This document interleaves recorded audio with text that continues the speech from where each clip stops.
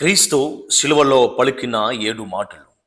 శ్రమ సమయమందున, వేదనల మధ్యను, మరణ సమయమందును ఒకరు ఎలాగో నడుచుకొనవలెనను మాదిరిని చూపించుచూ ఉన్నవి. ఆయన శిలువలో వ్రేలాడిన ఆ 6 గంటల సమయము ఆయన మన ఎడల చూపిన ప్రేమకు రుజువుగా ఉన్నది. 6 గంటల్లో ఆయన నోట నుండి వచ్చిన 7 గొప్ప మాటలు ఎంతో లోతైనవి, ఎంతో ఆలోచింప జేయుచూ ఉన్నవి. బాధ భరించలేక అల్లాడుచున్న పిరికి వాణి స్వరముగా కాక, అవి జయము నొందిన వాణి ఘోషగా మన చెవులలో మారు మ్రోగుచున్నవి.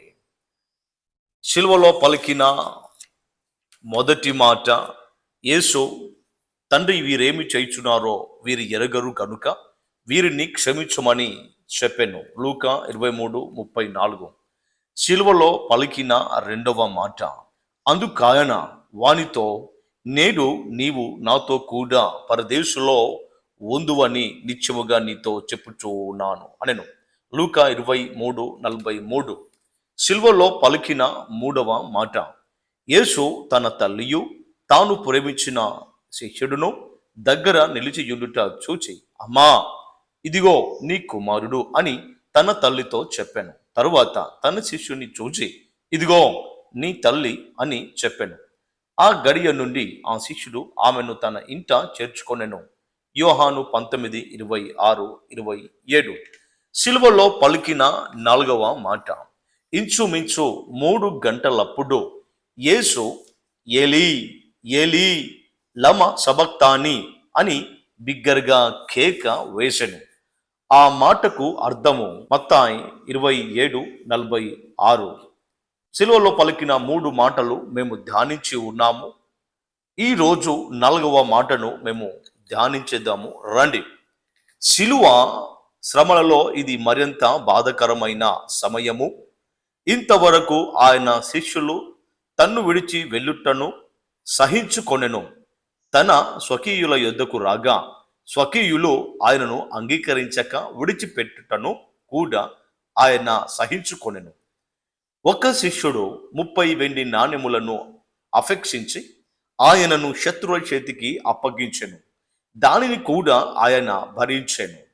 మరో శిష్యుడు ఆయనను ఎరగనని ఒట్టు పెట్టుకొనెను. దానిని కూడా ఆయన సహించెను. అయితే తండ్రి ఆయనను విడిచిపెట్టుటను సహించలేక, నా దేవా నా దేవా నన్నెందుకు చెయ్యి విడిచితివి అని మొర పెట్టెను. వాస్తవానికి తండ్రి క్రీస్తును విడిచిపెట్టెనా? నీతిమంతులందరిలో శ్రేష్టమైన నీతిమంతుడగు యేసు విడవబడినది నిజమేనా?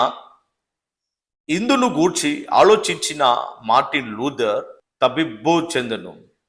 విడిచిపెట్టుటను గూర్చిన మర్మమును తెలుసుకొనుటకు కొన్ని దినములు ఉపవాసము ఉండి ప్రార్థించెను. యేసు మన పాపములను మోయవలసిన గడియ ఆసన్నమాయెను. పాపము ఎరగని క్రీస్తు మన కోసము పాపము మోయవలసిన గడియ వచ్చెను. కోట్లాది ప్రజల దోషములు ఆయన మీద దిగెను. ఒక క్షణము తండ్రికిని ఆయనకును మధ్య గల శ్రేష్టమైన బంధత్వము పాప ఫలితముగా తెంచివేయబడెను. తండ్రి పాపమును చూడనొల్లని పరిశుద్ధుడు కాదా? పాపములు ఆయన మీద దిగిన ఆ క్షణమందు దేవునికిని ఆయనకును మధ్య గల బంధత్వము తెగిపోయెను. అయితే తరువాత క్షణము యేసుక్రీస్తు రక్తము సమస్త పాపములను కడిగి శుద్ధీకరించుట వలన తండ్రికిని ఆయనకును మధ్య గల బంధుత్వము మరలా చిగిరించెను. తండ్రి తన ముఖమును ఎంతసేపు మరుగు చేసెను? కేవలము నిమిషము మాత్రమే.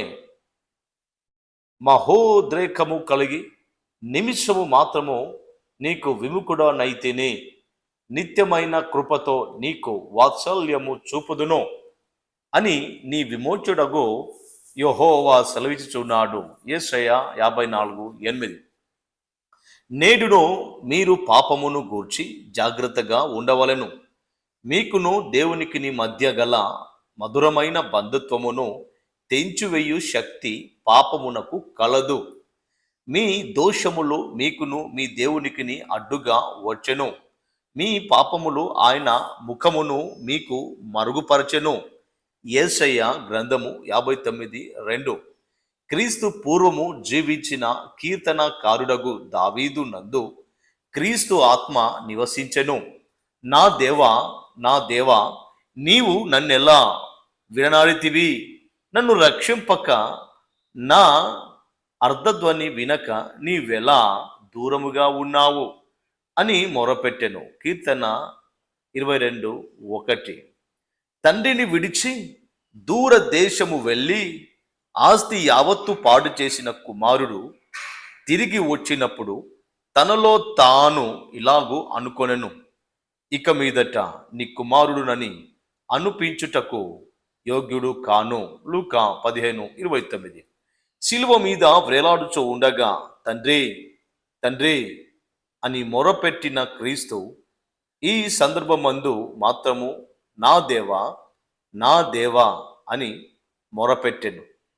కారణము లోక పాపములు యావత్తు ఆయన మీద మోపబడినందున తాను దేవుని కుమారుడునని అనిపించుకొనుటను ఆయన కోరుకొనలేదు. లోకందరి పాపము ఆయన మీద మోపబడినందున ఆయన విడవబడిన స్థితిలోనికి నెట్టబడెను.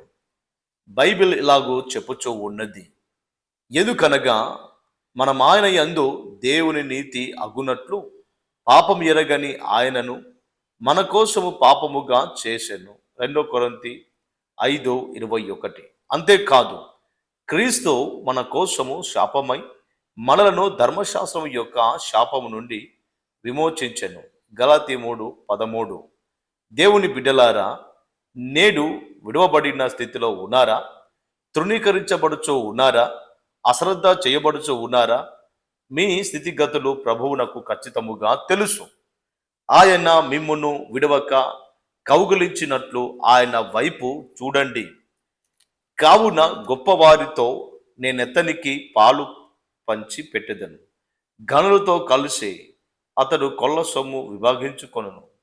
ఏలైనగా మరణము నొందునట్లు అతడు తన ప్రాణమును ధారబోసెను. అతిక్రమము చెయ్యువారిలో ఎంచబడిన వాడాయను. అనేకుల పాపమును భరించుచు తిరుగుబాటు చేసిన వారిని గూర్చి విజ్ఞాపనము చేసెను. యేషయా 53:12. యేసుక్రీస్తు పాపమును ఖండించడానికి, పాపమును తీసివేయడానికి ఈ లోకంలో వచ్చాడు. మనిషి పాపముతో నివసించినంత కాలము పరిశుద్ధంగా జీవించలేడు. మనిషి పాపంతో నివసించిన కాలము ఆ ప్రభు యొక్క రాజ్యంలో వెళ్ళలేడు. కాబట్టి దేవునికిని మనిషికిని మధ్య అడ్డుగోడగా పాపము ఉండడానికి వీల్లేదు. ఎప్పుడైతే ఈ కనెక్షన్ కట్ అవుతుందో ఆ యొక్క గృహము నాశనం అవుతుంది. దేవుని ప్రేమ కనపరచలేకపోతుందో తట్టి మరలా నన్ను నిలబెడతాడు. అనేక మంది దేవునిలో రావడానికి పాపము అడ్డుగా నిలుస్తుంది. కాబట్టి ప్రియ సహోదరి సహోదరుడా, ఈరోజు దేవునికిని నీకును మధ్య ఏ ఆటంకము రావడానికి వీలు లేదు. ఈరోజు నువ్వు ఏ స్థితిలో ఉన్నప్పటికీ కూడా, ఒకవేళ విడవబడిన స్థితిలో ఉన్నావా, ధృవీకరించబడిన వారిగా ఉన్నావా, అశ్రద్ధ చేయబడుచు ఉన్నావా, నీ స్థితిగతులు సరిగ్గా లేవా, సమస్యలతో, ఆర్థిక ఇబ్బందులతో, కష్ట నష్టాలతో ఉక్కిరి బిక్కిరి అవుతూ కష్టపడుతున్నావు, కష్టానికి తగిన ప్రతిఫలం లేక, ప్రయాసపడుతున్నావు, ప్రయాసకు తగిన ప్రయోజనం లేక, ఒకవేళ నిస్సహాయ స్థితిలో ఉన్నట్లయితే మీ స్థితిగతులు ప్రభువుకు ఖచ్చితంగా తెలుసు. ఆయన మిమ్మును విడవక కౌగలించినట్టు ఆయన వైపు చూడండి. ఆయన వైపు చూసినప్పుడు నువ్వు ఆదరించబడతావు, క్షమించబడతావు, పాపాన్ని జయించగలుగుతావు, మరణాన్ని జయించగలుగుతావు, పరలోకాన్ని నిత్యము ఆ దేవాదేవునితో ఉండడానికి గొప్ప అవకాశం పొందుకుంటాం. కాబట్టి ఈరోజే ఒక తీర్మానం తీసుకొని నాకును మీకును మధ్య నిన్ను నన్ను దూరం చేసే ప్రతి ఒక్క పనులు, ఆలోచనలు, ఆ వ్యక్తిగత జీవితాన్ని వాటన్నిటిని రద్దుపరచు. కలిసి నీ పరిచయలో పొందుకొని దేవా ఇదిగో బిడ్డలను దీవించి ఆశ్రయించమని నాయనా 4వ మాట మా జీవితంలో అయా ఇదిగో విడవని వాడవు కాబట్టి కదలకుండా ఉండే కృప మాకు దయచేయండి. ఈ మాటలు నా హృదయంలో వింటున్న వారిలో తన్ను తాను దిద్దుకొని అనేక మందికి దీవెనకరంగాను ఆశ్చర్యకరంగాను మార్చాలి అని ప్రార్థిస్తూ ఉన్నాం. దేవా ఇదిగో ఈ మాటలు దీవించండి, ఆశ్రయించండి, ఈ కృపతో నింపమని ఈ మాటలు వింటున్న ప్రతి హృదయంలో అయా బహుగా ఫలించులాగున్న సహాయం చేయమని ప్రభు అయిన రక్షకుడైన యేసుక్రీస్తు శ్రేష్టమైన నామంలో వేడుకొని ప్రార్థిస్తూ ఉన్నాము తండ్రి. Amen. Amen. Thank you and God bless you.